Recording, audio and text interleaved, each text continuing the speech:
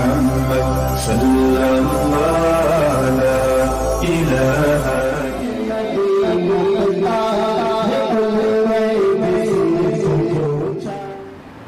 किसी सहाबी ने अर्ज़ किया कि या रसूलल्लाह सल्लल्लाहु तआला अलैहि वसल्लम, क्या ये 10 दिन जिहाद के 10 दिनों से भी अफजल हैं? हुज़ूर अलैहिस्सलात व तस्लीम ने इरशाद फरमाया कि हाँ, ज़िलहिज्जा के ये 10 दिन जिहाद में गुज़रे हुए 10 दिनों से ज़्यादा अफजल हैं, सिवाय उसके कि जिसकी जान खाकालूद हो जाए, यानी अपनी जान माल में से कोई चीज़ वो बचा कर वापस ना लाए, मैदान जिहाद में अपना माल भी कुर्बान कर दे, अपनी जान भी कुर्बान कर दे, उसकी जान खाकालूद हो जाए, ऐसा शख्स उसका अमल अफजल होगा। लेकिन आम जिहादियों से वो शख्स अफजल है, उस शख्स का अमल अफजल है जो माहे ज़िलहिज्जा के पहले अशरे में करता है। और ख़ुद आका अलैहिस्सलात व तस्लीम ने आमाल का ज़िक्र फरमाया, अज़कार का ज़िक्र फरमाया। चुनांचा एक रिवायत में कि नबी करीम सल्लल्लाहु तआला अलैहि वसल्लम इरशाद फरमाते कि लोगों, अल्लाह तबारक व तआला के नज़दीक माहे ज़िलहिज्जा के अय्याम में किया जाने वाला अमल दूसरे दिनों में किए जाने वाले अमल से महबूब है। इसलिए तुम इस माह मुबारक के पहले अशरे में अल्हम्दुलिल्लाह, अल्लाहु अकबर, ला इलाहा इल्लल्लाह, सुबहान अल्लाह की कसरत किया करो। तो ज़िक्र भी बयान फरमा दिया कि सुबहान अल्लाह की कसरत किया करो, अल्हम्दुलिल्लाह की कसरत किया करो, अल्लाहु अकबर की कसरत किया करो, ला इलाहा इल्लल्लाह की कसरत किया करो। बल्कि एक रिवायत में तो यहाँ तक फरमाया हुज़ूर अलैहिस्सलात व तस्लीम ने कि इस माह मुबारक में अमल का सवाब 700 गुना तक बढ़ा दिया जाता है। रमज़ान में 70 गुना बढ़ाया जाता है, लेकिन इस माह मुबारक के जो 10 दिन हैं वो किस कदर अहमियत के हामिल हैं कि मेरे आका इरशाद फरमाते हैं कि इस माह मुबारक में जो अमाल किए जाते हैं उनका सवाब जो है वो 700 गुना तक बढ़ा दिया जाता है। और इस माह मुबारक के जो शुरू के 9 दिन हैं, इसमें रोज़ा रखने की भी बड़ी फजीलत है। ईद के दिन तो रोज़ा रखना हराम है, लेकिन शुरू के जो 9 दिन हैं ज़िलहिज्जा के, उसके ताल्लुक़ से ताजदार कायनात हुज़ूर रहमत आलम नूर मुजस्सम सल्लल्लाहु तआला अलैहि वसल्लम ने इरशाद फरमाया कि ज़िलहिज्जा का एक रोज़ा 1 साल के रोज़ों के बराबर है। यानी अगर कोई एक रोज़ा रखता है ज़िलहिज्जा के महीने में पहले अशरे में, तो उसे अल्लाह तबारक व तआला 1 साल के रोज़ों का सवाब अता फरमाता है। और हज़रत सैयदना अबू सईद खुदरी रज़ी अल्लाह तआला अन्हु बयान फरमाते हैं, अहदे सहाबा में सहाबाए किराम रिज़वानुल्लाह तआला अलैहिम अजमईन ज़िलहिज्जा के एक दिन को बाकी 1000 दिनों के बराबर समझते थे। बाकी जो 1000 दिन गुज़रते हैं ज़िलहिज्जा के अलावा, जिसमें ज़िलहिज्जा के 10 दिन शामिल नहीं हैं, ऐसे 1000 दिनों से ज़िलहिज्जा के एक दिन को अफजल तसव्वुर किया करते थे। और अरफा का दिन, यानी जब हुज्जाज किराम मैदान अरफात में जमा होते हैं, उस दिन की अज़मत और उस दिन की अफजलियत का क्या कहना। वो फरमाते हैं कि अरफा के दिन को अहदे सहाबा में 10,000 दिनों के बराबर समझा जाता था। आप अंदाज़ा फरमाएं कितना मुक़द्दस, कितना अहम अशरा है ये। लेकिन इस अशरे में ना तो हम ज़िक्र अस्कार की कसरत करते हैं, ना ही आपने कसरत से लोगों को रोज़ा रखते हुए देखा होगा। उसकी वजह या तो हमारी लापरवाही है या हमें इस माह मुबारक के फ़ज़ाइल और मनाक़िब मालूम नहीं है। इसलिए लोग जो है इस माह मुबारक की अज़मत से गाफिल हैं। और इनकी रातें भी बड़ी अहम हैं, सिर्फ दिन के फ़ज़ाइल नहीं हैं, बल्कि इस अशरे मुबारका की रातों की भी अहमियत है। हुज़ूर अलैहिस्सलात व तस्लीम ने इरशाद फरमाया कि ज़िलहिज्जा के पहले अशरे की रात में इबादत करना गोया शबे क़द्र में इबादत करना है। यानी शबे क़द्र में इबादत से जो सवाब हासिल होता है वो ज़िलहिज्जा के पहले अशरे की रातों में इबादत, रियाज़त, ज़िक्र व अस्कार, तस्बीह व तहलील, तिलावत कुरान अज़ीम से हासिल हो जाता है। तो आप अंदाज़ा फ़रमाएँ कैसा अज़ीम और मुक़द्दस महीना है। इसकी अज़मत इसलिए भी है कि इस माह मुबारक में हुज्जाज किराम पूरी दुनिया से जो है अल्लाह तबारक व तआला के मुक़द्दस घर काबे में हाज़िर होते हैं और काबे का तवाफ़ करते हैं, हज के अरकान अदा करते हैं। हज का जो सबसे आज़म रुकन है वो वक़ूफ़ अरफ़ा है, अरफ़ात के मैदान में क़याम करना है। बहुत अजीम रुकन है, सबसे बड़ा रुकन। यहाँ तक के फ़ुक़हा ने फ़रमाया कि मैदान अरफ़ात में अगर कोई 24 घंटे में से एक लम्हा भी गुज़ार ले तो उसका जो सबसे आज़म रुकन हज का वो अदा हो गया।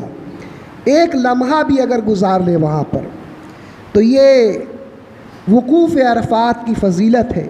और क़ुरबानी और उसके अलावा जो आमाल हम करते हैं, शारह मिशकातुल मसाबी हज़रत अल्लामा मुफ्ती अहमद यार ख़ान साहब नईमी रहमतुल्लाह ताला अलैह फ़रमाते हैं कि हुज्जाज कराम के लिए और इसी तरह से जो गैर हाजी हैं उनके लिए पहले अशरे में जो क़ुरबानी करना चाहते हैं ये हुक्म दिया गया है कि वो अपने नाखून न तराशें, वो अपने बालों को न तराशें। उसकी हिकमत बयान करते हुए फ़रमाते हैं ताकि कुछ हद तक हमें हुज्जाज कराम से मुशाबहत हो जाए कि हाजी भी एहराम की हालत में अपने बाल नहीं तराशते, अपने नाखून नहीं तराशते, तो थोड़ी सी निस्बत हमें हुज्जाज कराम से हासिल हो जाए, थोड़ी सी मुशाबहत, थोड़ी सी सिमिलरिटी हुज्जाज कराम से हमें हासिल हो जाए।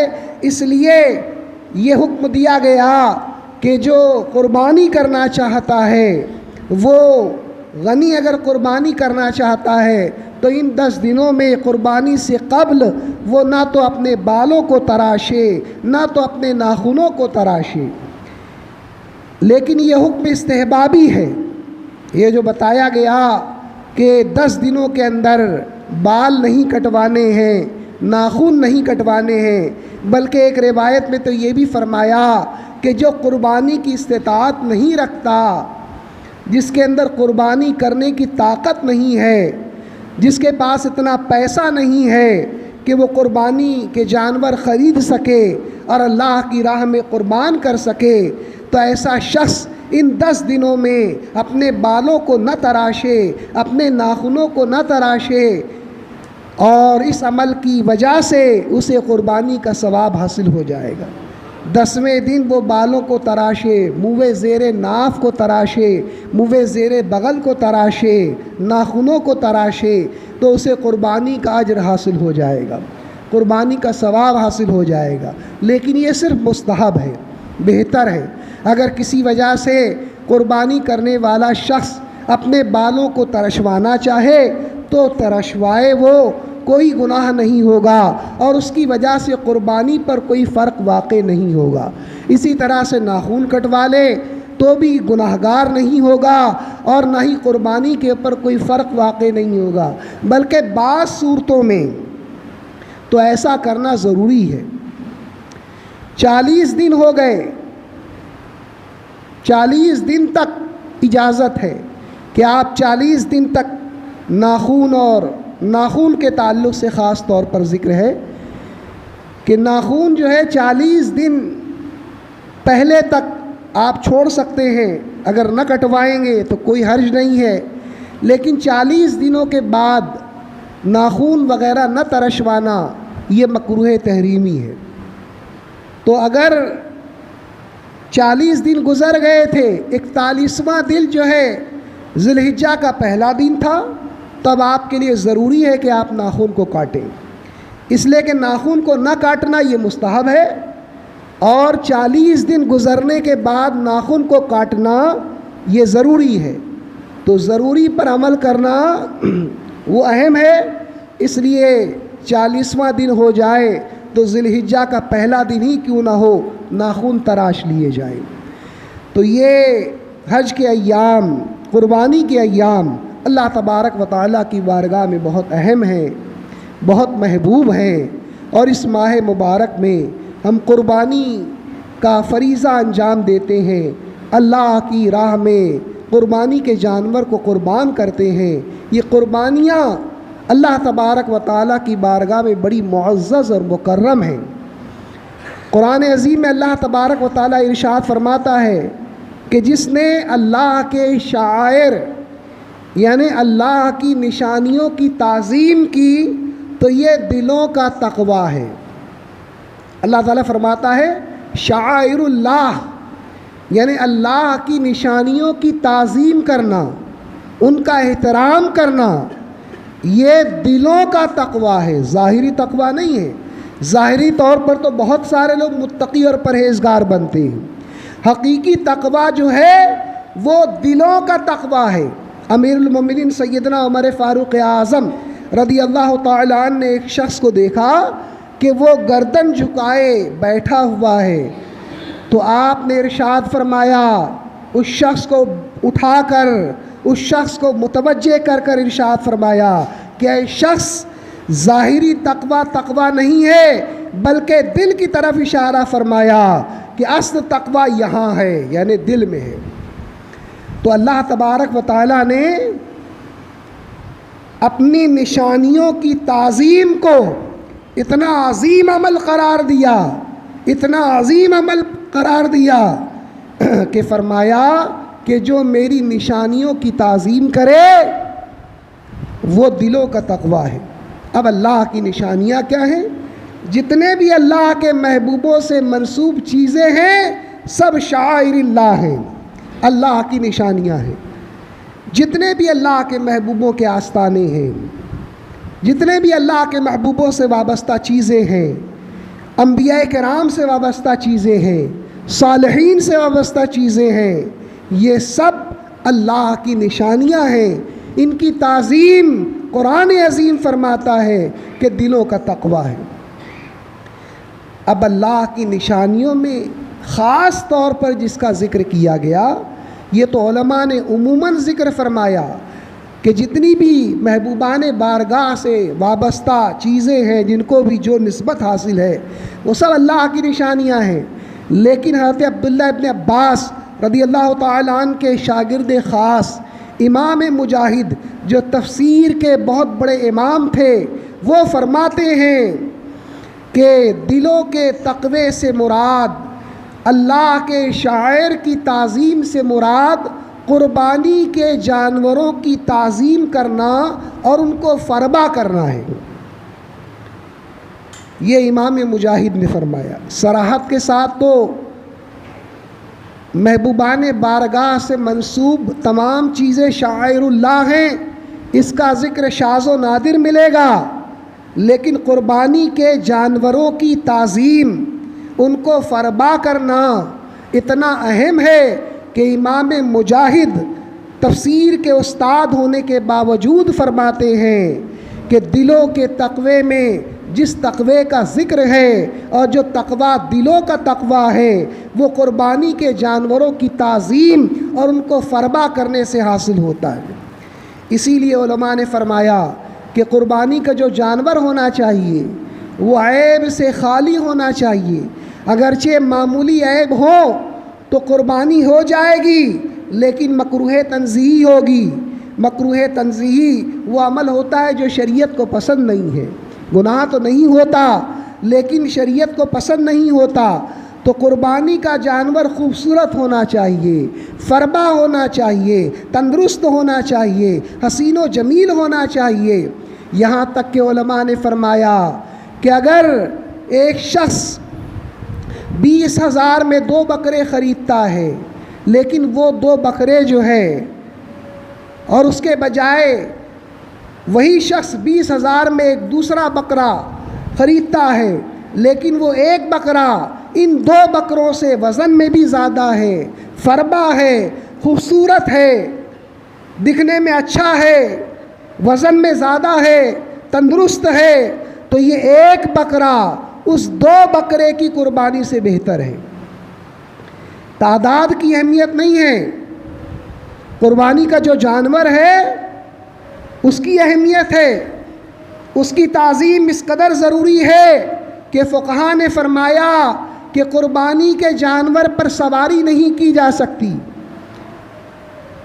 कुर्बानी के जानवर पर बैठकर इधर उधर घूमा नहीं जा सकता। इसी तरह से कुर्बानी के जानवर की ताज़ीम के लिए अगर कुर्बानी का जानवर दूध देता है तो उस दूध को आप इस्तेमाल नहीं कर सकते, उस दूध को सदका करना पड़ जाएगा। इसी तरह से उनको अपने ज़ाती काम में इस्तेमाल नहीं कर सकते, किराए पर नहीं दे सकते। अगर दे दिया तो जो किराया हासिल होगा उसको सदका करना ज़रूरी होगा, अपने इस्तेमाल में नहीं ला सकता वो। तो ये सब कुर्बानी के जानवरों की ताज़ीम है। बल्कि यहाँ तक के हुक्म बयान फरमाया कि अगर किसी गनी शख्स का जानवर बीमार हो जाए और ज़न्ने गालिब हो कि 10 तारीख आने से पहले ये मर जाएगा, ज़न्ने गालिब यानी कवी गुमान हो, मामूली गुमान नहीं हो, बस यूं ही सा गुमान नहीं हो, बल्कि ऐसे आसार नज़र आएँ, ऐसी बातें नज़र आएँ जिसकी वजह से ये अंदाज़ा हो जाए कि ये जानवर जो है मर जाएगा, कभी आसार नज़र आए, तो हुक्म दिया गया कि वो शख्स उस जानवर को कुर्बान कर सकता है। लेकिन चूँकि कुर्बानी के लिए मुतय्यन हो चुका था, वो मालिक निसाब ने ये नियत कर ली थी कि इसी जानवर को कुर्बान करूँगा, लेकिन बीमार हो गया, ऐसा शदीद बीमार हुआ कि 10 तारीख आने से पहले ही मर जाने का ज़न्ने गालिब मुल्हिक़ बिल यकीन है, तो ऐसे जानवर को कुर्बान करने का हुक्म दिया गया। लेकिन ऐसे जानवर को कुर्बान करने के बाद वो गोश्त अपने इस्तेमाल में नहीं ला सकता, बल्कि वो सारा गोश्त उसे सदका करना पड़ेगा। ये सब अमल क्या ज़ाहिर करते हैं? ये सारे आमाल कुर्बानी के जानवर की ताज़ीम को ज़ाहिर करते हैं। आम जानवर पर आप सवारी कर सकते हैं, उसका दूध इस्तेमाल कर सकते हैं, उसको किराए पर दे सकते हैं, उसका गोश्त खा सकते हैं, लेकिन कुर्बानी के जानवर के साथ ये सारे आमाल करना ममनू करार दिए गए। तो कुर्बानी के मसाइल और कुर्बानी के जानवर के ताल्लुक़ से जो एहतियातें फ़ुक़हा कराम ने बयान फरमाई हैं वो आप ज़रूर सीख लें। अभी चंद दिन बाकी हैं तो शरई मसाइल जो आम तौर पर दरपेश होते हैं उन मसाइल का इल्म जो है उलमाए किराम से, मुफ्तियान किराम से या दावत इस्लामी के जो उलमा हैं उनके बहुत सारे फतावे और बहुत सारी उनकी वीडियोज़ इस ताल्लुक़ से सही मसाइल पर मबनी, तफर्रुद से खाली ऐसे बहुत सारे मसाइल इंटरनेट पर दस्तयाब हैं। आप उनको सुने, उनका मुताला करें, उनको पढ़ें, तो आपको अंदाज़ा होगा कि उनकी जो बातें हैं बड़ी तहक़ीक़ी होती हैं और बाज़ बातों को छोड़कर वो अक्सर बातों में सैयदना आला हज़रत इमाम अहमद रज़ा फ़ाज़िल बरेलवी रदी अल्लाह ताला अन्हु की मुकम्मल इत्तिबा करते हैं। आपके अक़वाल पर, हुज़ूर सदर शरिया के अक़वाल पर फ़तवा देते हैं। कसरत के साथ इन बुज़ुर्गों के हवाले जात उनके फ़तावे में मौजूद होते हैं, तो उसका मुताला करें और हिस्सा लेते वक्त किसी भी बदमज़हब, देवबंदी, वहाबी, गैर मुक़ल्लिद, जमात इस्लामी से ताल्लुक़ रखने वाला, सुलह कुल्ली, ऐसे किसी शख्स के साथ कुर्बानी में हिस्सा ना लें। और कुर्बानी का जानवर किसी बदमज़हब से हरगिज़ ज़बा ना करवाएं। देर होती है होने दें, इंतज़ार करें, इसलिए कि ये कुर्बानी गोश्त खाने के लिए नहीं की जा रही है। अगर गोश्त खाने के लिए कोई नियत करे कि मैं इसलिए कुर्बानी कर रहा हूँ कि इस जानवर का गोश्त मुझको खाने मिलेगा, तो वो कुर्बानी होगी नहीं, उसका वाजिब अदा ही नहीं होगा। इसलिए कि कुर्बानी का मकसद तक़र्रुब है, अल्लाह तबारक व तआला का क़ुर्ब हासिल करना है, अल्लाह की रज़ा हासिल करना है।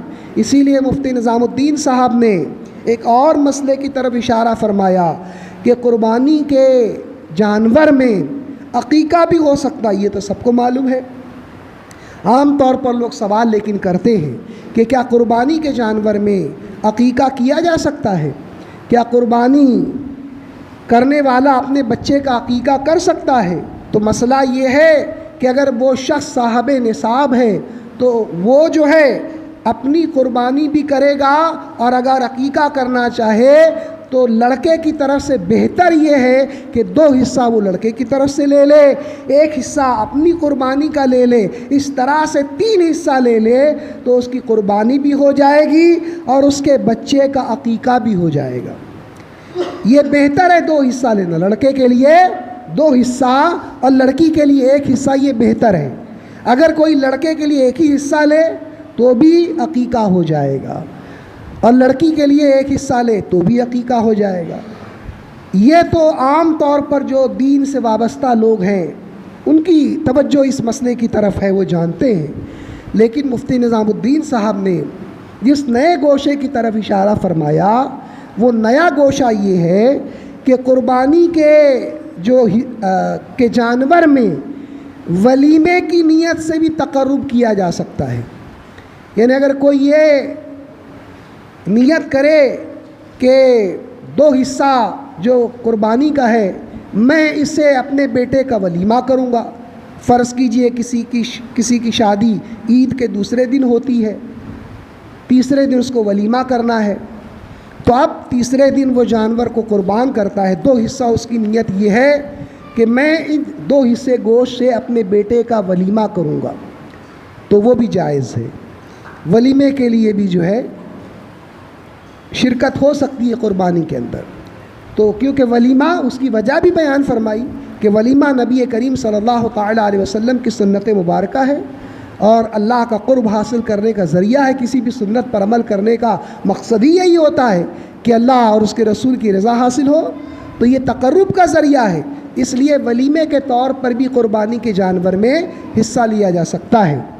और उसके अलावा जो सबसे अहम बात जिसका ज़िक्र मैं हर साल करता हूँ वो ये है कि जो हिस्से वाली कुर्बानी है उसके जानवर का जो गोश्त होता है वो वज़न के साथ तक़सीम किया जाए, बिल्कुल एहतियात के साथ, बिल्कुल बराबर वज़न करके एहतियात के साथ वो गोश्त तक़सीम करना है। लेकिन हमारे यहाँ इस सिलसिले में बड़ी बेएहतियाती है कि आम तौर पर दोस्त अहबाब बोलते हैं कि चल कुछ तेरे पास ज़्यादा चला गया, मेरे पास कुछ कम आ गया, तो कोई फ़र्क नहीं पड़ता, तू ज़्यादा ले जा मैं कम ले जाता हूँ। इस तरह का अमल नाजायज़ और हराम है, इसलिए कि ये ज़्यादती 2 साल पहले इसकी तरफ इशारा किया था दावत इस्लामी के मुफ्ती ने। मैं एक मुफ्ती साहब की तकरीर सुन रहा था, मुफ्ती दावत इस्लामी की। उन्होंने कहा कि जानवर का गोश्त जो है अगर बग़ैर वज़न किए तक़सीम न किया जाए, अंदाज़े से तक़सीम किया जाए, कम ज़्यादा करके तक़सीम किया जाए तो ये सूद हो जाएगा। इस वक्त मुफ्ती निज़ामुद्दीन साहब की तहरीर सामने नहीं आई थी, 2 साल पहले की बात है ये। मैंने बहुत बड़े आलिम भिवंडी के उनकी तरफ तवज्जो दिलाई कि हज़रत इस मसले में आप क्या फ़रमाते हैं, तो नाराज़ हो गए। फरमाने लगे कि ये कैसे हो सकता है कि गोश्त की तक़सीम के अंदर कमी और ज़्यादती, ये तो ठीक है कि बराबर गोश्त तक़सीम करना चाहिए, लेकिन ये अमल कमी और ज़्यादती वाला सूद हो जाए, ये तो बहुत बड़ा गुनाह है। सूद तो नस्से क़तई से साबित है, जो इसकी हिल्लत का कायल हो वो काफिर और मुर्तद हो जाएगा, जो सूद को हलाल तसव्वुर करेगा वो काफिर और मुर्तद हो जाएगा। ज़रूरियात दीन में से है इसकी हुर्मत को जानना, इसको हराम जानना, ये ज़रूरियात दीन में से मुतकल्लिमीन के नज़दीक भी काफिर हो जाएगा, फ़ुक़हा के नज़दीक भी काफिर हो जाएगा। तो इतना बड़ा गुनाह है ये। वो नाराज़ हुए, उन्होंने कहा कि मैं मुफ्ती जो हिंदुस्तान में जो ज़िम्मेदारान मुफ्ती हैं दावत इस्लामी के, उनसे गुफ्तगू करूँगा, मुझे ये मसला सही मालूम नहीं होता। मैं खामोश हो गया, इसलिए कि हम लोग तालिब इल्म हैं, उलमा के सामने बात ज़िक्र कर सकते हैं, ज़्यादा बहस मुबाहिसा नहीं कर सकते। लेकिन 2 साल के बाद जब मुफ्ती निज़ामुद्दीन साहब की तहरीर आई, बेअैन ही वही बात उन्होंने ज़िक्र फरमाई जो दावत इस्लामी के मुफ्ती 2 साल पहले कह रहे थे। मुफ्ती निज़ामुद्दीन साहब ने सराहत फरमाई कि ये जो ज़्यादती होती है गोश्त की तकसीम में, कम और ज़्यादा तकसीम किया जाता है, ये सूद है, रिबा है। इसलिए हरगिज़ जो है अंदाज़े से गोश्त को तकसीम ना किया जाए। अब वज़न करना वो एक मुश्किल काम है, वज़न से तकसीम करना। लोग आज बहुत सुस्त हो गए हैं, सब काम जल्दी होना चाहिए, फटाफट होना चाहिए, देर नहीं होनी चाहिए। वज़न करेंगे तो काफ़ी देर लग जाएगी, कलेजी खाने में दिक्कत आएगी और इंतज़ार करना पड़ेगा। तो लोगों को सब्र नहीं है, इसीलिए सबसे पहले कुर्बानी की जहाँ ईद की नमाज़ होती है उसी मस्जिद में जाते हैं, सबसे पहले सबसे जल्दी जहाँ पर हो वहाँ पर जाते हैं, ताकि जो है जल्द अज जल्द कुर्बानी कर ले। और कसाई लोग तो इससे भी ज़्यादा माहिर होते हैं, कई जगह वो लोग कॉन्ट्रैक्ट लिए रहते हैं, फटाफट जो है वो जानवर गिराते हैं और 4 टुकड़ा 5 टुकड़ा और बोटी भी करके दे देते हैं। तो वो तो सब तो ठीक है, लेकिन ये जो अंदाज़े से गोश्त किया तकसीम किया जाता है बिल्कुल गलत है। यहाँ तक कि आज जब मैंने उस मसले को और बगौर पढ़ा तो उसमें साफ लिखा है कि कलेजी भी अगर तकसीम की जाए तो वज़न से तकसीम की जाए, पाया भी अगर तकसीम किया जाए तो वज़न से तकसीम किया जाए, भेजा भी अगर तकसीम किया जाए तो वज़न से तकसीम किया जाए, बराबर बराबर वज़न से। तभी अमल तो बड़ा मुश्किल हो जाएगा लोगों के लिए। तो उस अमल के लिए आसानी और सहूलत भी बता दी कि अगर अंदाज़े से करना हो तो क्या किया जाए। आप चाहते हैं कि हिस्से वाली कुर्बानी का गोश्त अंदाज़े से तकसीम कर दिया जाए, तो उसका तरीक़ा बयान फरमाया कि उसका तरीक़ा ये है कि गोश्त के साथ हिस्से अंदाज़े से कर लें, या जितने भी हिस्सेदार हैं अंदाज़े से पहले हिस्सा लगा लें, और उसके बाद जो है मान लीजिए 7 हिस्सा कर लिया गया गोश्त का, उसके बाद उन 7 हिस्सों में पाए के 7 टुकड़े करके रख दिए जाएं। अब अंदाज़े से ये गोश्त जो तकसीम किया जा रहा है, ये तकसीम जो है सही और दुरुस्त हो जाएगी। बहुत आसान तरीक़ा है। और उसमें ये भी फरमाया कि वो जो पाए के 7 टुकड़े किए जा रहे हैं उसका वज़न करना ज़रूरी नहीं है, उसको अंदाज़े से 7 टुकड़ों में बांट दिया जाए, इसलिए कि पाया जो है ये गोश्त की जिन्स से अलग है। मुफ्ती साहब ने मिसाल भी दी कि अगर किसी से ये कहा जाए कि 50 रुपये का गोश्त लेकर आओ और वो पाया लेकर आ जाए तो उसे बेवकूफ़ कहा जाएगा कि हमने कहा था गोश्त लाने के लिए, पाया लेकर आ गया। तो इसका मतलब ये हुआ कि पाया अलग जिन्स है और गोश्त अलग जिन्स है, तो 2 अलग जिन्सों का इज्तिमा हो गया, इसलिए ये सूद नहीं होगा। पाए के अलावा दूसरी चीज़ें जो गोश्त नहीं कहलाती उनको भी इस तरह से 7 हिस्सों में रखकर ये अंदाज़े से गोश्त को तकसीम किया जा सकता है। कलेजी है, फेफड़ा है, भेजा है, ये 7 हिस्सों में रख दिया जाए, फिर जिसकी मर्ज़ी जो जितना ले जाना चाहे आप लोग आपस में, या जो हिस्सेदार है आपस में रज़ामंद होकर जो जिस बात पर राज़ी हो जाए वो उतना गोश्त ले जा सकता है। तो इस बात का, इन बातों का बहुत ख़ास ख्याल रखें और जो मसाइल शरइया कुर्बानी के ताल्लुक़ से बताए गए हैं उन मसाइल शरइया पर अमल करने की पूरी कोशिश करें, और जो मसाइल अभी 2-3 दिन बचे हैं उन मसाइल के ताल्लुक़ से और मालूमात हासिल करें। ख़ास तौर पर इस ताल्लुक़ से मालूमात हासिल करें कि वो कौन से उयूब हैं, वो कौन सी कमियां हैं जिनकी वजह से कुर्बानी नहीं होती। उन उयूब की तफसीलात जानना ज़रूरी है। जैसे मिसाल के तौर पे हमारे यहाँ एक मसला मशहूर है कि अगर किसी जानवर के दांत न हो तो उसकी कुर्बानी नहीं होती। असल मसला ये है कि अगर कुर्बानी के जानवर के दांत ना हो लेकिन वो चारा खा सकता है तो उसकी कुर्बानी हो जाएगी। मुफ्ती निज़ामुद्दीन साहब ने जानवरों के जो आज़ा की तफसील बयान फरमाई है वो दो तरह के हैं, एक आज़ाए मकसूदा और एक आज़ाए गैर मकसूदा।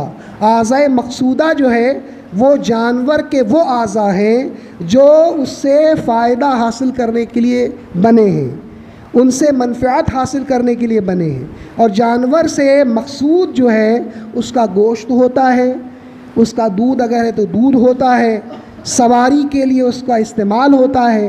तो वो आज़ा जो इन तीनों मकासिद या उनमें से किसी मकसद की तकमील करते हों तो वो आज़ाए मकसूदा हैं। और वो आज़ा जैसे खसिए हैं, अज़ुए तनासुल है, मसाना है, ये सब वो आज़ा हैं या सींग है जो आज़ाए मकसूदा गैर मकसूदा हैं।